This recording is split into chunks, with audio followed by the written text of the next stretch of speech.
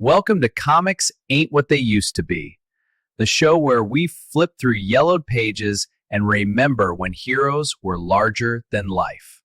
I'm Dice Fumbler, lifelong fanboy flipping through the past so we can laugh, reminisce, and debate a little about the present. This week, we're going to finish our review of Fantastic Four #1 from way back in 1961. And with me this week is my co-host, Nadia. Thanks, Dice. Nadia's back on the mic, baby. Voice a little huskier, a little more excited because we're about to hit the real meat of Fantastic Four #1. All right, Fumbler, you left us on the crash landing. Rocket smoking, 4 very confused people crawling out of the wreckage, bodies already changing in ways they can't control yet. Reed stretching like taffy, Johnny igniting like a Roman candle, Sue flickering in and out of sight, and Ben, poor Ben, already orange, already rocky, already hating every inch of what he's become. It's messy, it's imperfect, it's family, and that's what makes it work. With the four united, that's the official start of the Marvel Universe. Did Stan Lee and Jack Kirby realize what they had started? Probably not. Dice, you're absolutely right. That rooftop panel is the quiet birth certificate of the entire Marvel Universe. 4 strangers who just survived a cosmic disaster standing together, not posing heroically, but just existing. Reed says a fearful task, and suddenly it's official. The Fantastic Four. No fanfare, no parade, just a family deciding to use what broke them to fix the world. Stan and Jack probably didn't know they were planting the seed for everything.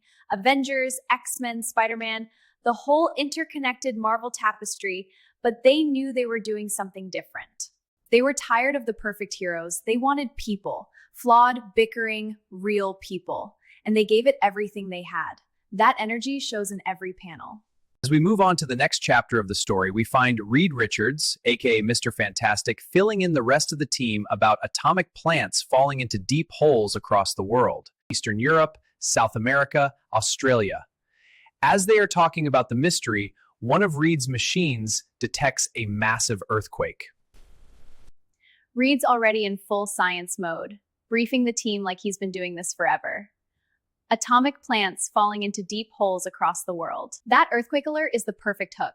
It's not some abstract villain monologue. It's immediate, physical, global, and it forces them to act before they've even figured out their own powers. Reed says, "We must investigate." Classic Reed, always thinking big, and suddenly they're moving. No time for training montages. Just go. Do you think Reed's already acting like the leader because he feels guilty for the rocket crash, or is it just his natural, I must fix everything personality? Reed feels responsibility for the accident. He wants to fix what he's done and do what he's always done, try to make the world better. He's the natural leader. Not because he's brave, not because he has the experience, but just because he's the dad of this dysfunctional family.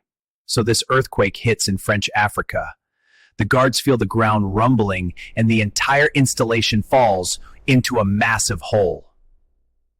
A classic Kirby monster, gargantuan in size, crawls out of the hole and destroys a tank with one hand.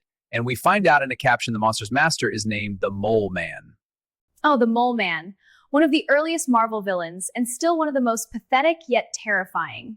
Blind, small, deformed, living in the dark but smart. Resourceful. Bitter. He built an empire underground because the surface world rejected him, and now he's taking revenge with his giant monsters and seismic tech. He's not Thanos. He's not even Dr. Doom. He's just lonely, angry, and very good at digging holes. So Dice, what's your take on the Mole Man as the first villain? Looking at it from our modern lens, the Mole Man feels a bit underwhelming.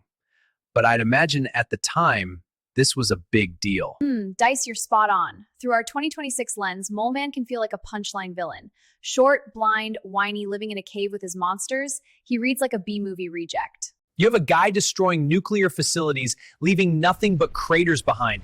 That's a pretty big deal. Plus, he can control kaiju? That's a huge global threat. He may be joke of a character now, but back then he was A-list.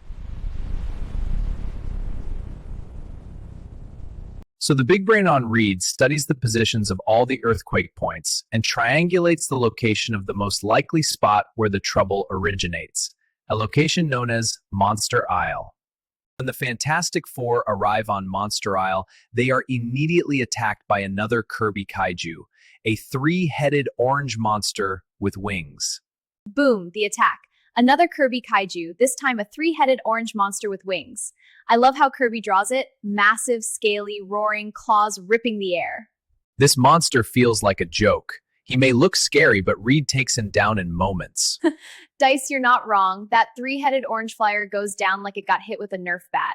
Reed just stretches up, grabs a couple of necks, yanks, and boom, monster's out cold before it even gets a good roar in. From a modern perspective, yeah, it feels anticlimactic. We're used to kaiju fights that last entire issues or even crossovers, looking at you, Godzilla vs. Kong. But in 1961, this was lightning fast pacing. They were trying to cram an entire team origin, first villain, first mission, and first victory into one single 24-page comic. There simply wasn't room for a prolonged slugfest. Then they have this cave-in. Reed and Johnny fall down a hole, with Reed becoming a parachute for Johnny so they can fall safely. At the bottom, they are blinded by a light and black out. Now we hit the cave-in. Reed and Johnny tumble down the hole. Classic Kirby chaos, rocks flying, dust everywhere. Reed instinctively stretches into a human parachute glider for Johnny, which is such a perfect big brother moment. No panic, just, I've got you, kid. It's one of those quiet character beats that make Reed more than a brain. He's protective. Then they hit bottom. Blinding light, blackout. Reed Richards doing Reed Richards things. He's a good man, protecting Sue's kid brother. Reed's not a guy who's going to panic. He's going to think his way out of a problem. And then bam, blackout. Not knowing how long they've been unconscious, they wake up wearing these strange blue suits that cover their entire bodies with full masks. This is when they meet the Mole Man for the first time. This is the first real reveal of the villain, and Kirby makes him count. Small, hunched, pale skin, oversized goggles, and a smug, bitter smile. Then back on the surface of Monster Isle, Sue and Ben are attacked by a large, rocky Kirby creature, which Ben handles by tossing it into the ocean. Ben is still hating on Reed. He feels a ton of resentment toward him. En and Sue then go in search of Johnny and Reed. Sue and Ben are dealing with another Kirby monster. Big, rocky, all spikes and snarls. Ben grabs it, hurls it into the ocean like yesterday's trash. That's the second time in the issue they've just yeeted a monster into water. It's almost funny. Ben's solution to everything oversized and ugly is throw it far. Obviously, there's a sense of urgency here. We leave Johnny and Ben with this unknown being underground. And of course, Ben and Sue are worried. Even with the resentment, Reed and Ben were best friends before the accident. And yes, the whole thing is Reed's fault. Ben's justified in his anger, and throwing punches at monsters is a good way to work through it. And yeeting bad guys, I could watch Ben toss monsters around all day. He then monologues his origin tale. Being treated as a freak because of his looks, he isolates himself from the world. He discovered a cavern to the center of the earth and mastered the creatures who live there. He may be blind, but he soon proves how capable he is physically by sparring with Johnny, and beats him. He then reveals his plan. Mole Man drops the classic villain line, world domination. Of course, every 60s villain has to say it at least once. He's not evil for evil's sake. He's a man who got kicked out of society and decided to kick back. Hard.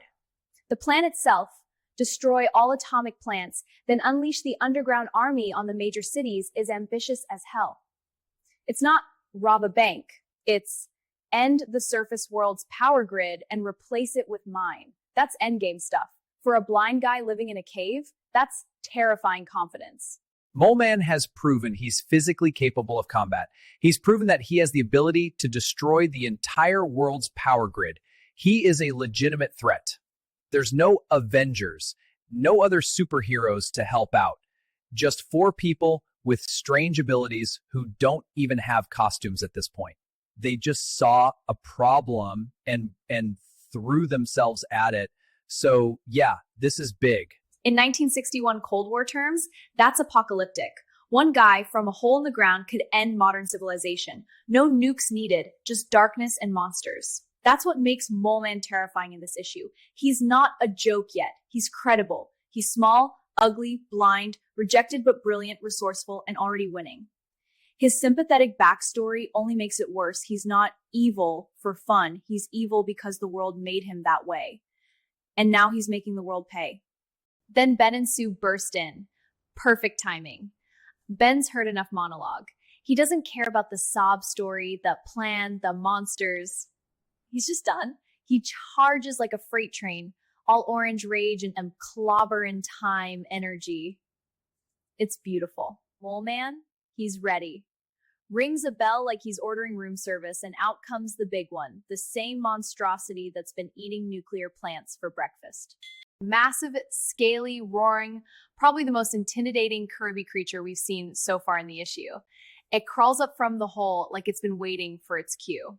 Ben's ready to punch, Sue's trying to protect everyone, Reed and Johnny are still suited up and disoriented underground. The team is split, outmatched, and facing a literal world-ender monster.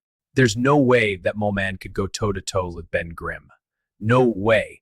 So, in a desperate move, he calls on his biggest creature. Johnny immediately jumps into action, burning through that ugly blue adhesive suit and literally flies fiery circles around the kaiju's head. While in the chaos, the Mole Man tries to escape, only to be grabbed by Reed's stretchy arms. Then the monsters come. Stanley calls them underground gargoyles, so I'll take him at his word. What do our heroes do? They run. Kirby draws them like a nightmare flood, scaly, winged, clawed, pouring out of every crack and tunnel. It's overwhelming. Hundreds, maybe thousands. The ground shakes. The air fills with roars. This isn't a fight anymore, it's a swarm. And what do our heroes do? They run. The Mole Man actually slips away in the chaos, as Silver Age villains tended to do, and everyone has no choice but to run, really. So they escape the cavern tunnel crashing in behind them. They escape the island on their plane, and the entire island detonates, sealing the Mole Man and his armies underground. And that's the end of the book. That's it. Did they stop the Mole Man's plan? Is the Mole Man finished? Reed seems to think so. I honestly did not care for that ending. It was all rushed and nothing was actually settled. What's stopping the Mole Man from continuing his plot? That green kaiju is still a threat. Mole Man's armies are still active. We know the Mole Man's going to survive. Reed's a bit too optimistic for my tastes here. Or maybe he was just trying to assuage everyone's fears. How did you feel about the ending? Let me know in the comments below. They make it back to the plane, take off, and boom, the island detonates behind them. Kirby draws that explosion, huge, mushroom cloud rising, debris flying. It's cinematic. It's final. They stop the bad guy, maybe, save the world, probably, but the Mole Man didn't die on panel. The ending feels rushed because it is rushed. 24 pages with more isn't enough to resolve a global threat and a team origin. But the lack of resolution is the hook. Mole Man will be back, Haijiju will resurface, the resentment will simmer, and the team will keep stumbling forward, arguing, saving the day, and slowly becoming the family we love. That's the magic of F1 for me. It's not a perfect first issue, it's a promising first issue. So yeah, even though the ending was rushed, it was a great issue. It was a fantastic, excuse the term, first foray into the Marvel Universe. It leaves everything at the ended and keeps you wanting to come back for more. If this story had been written today, this would have been a 6-issue story arc, without a doubt. But as it is, very enjoyable and wonderful to experience how everything started. My next question is to the viewers. What books would you like me and my co-hosts to review? Let me know in the comment section below. To the viewers watching this vlog, thank you for hanging out with us. If you loved or hated our take on Fantastic Four #1, drop it in the comments. Until next time, Fumbler, keep flipping those pages, keep asking the hard questions, and keep being the guy who reminds us why these old books still matter. Thank you so much for your help, Nadia. You've been amazing. And that's it for us this week. Next week, new co-host. But until then, keep flipping those pages.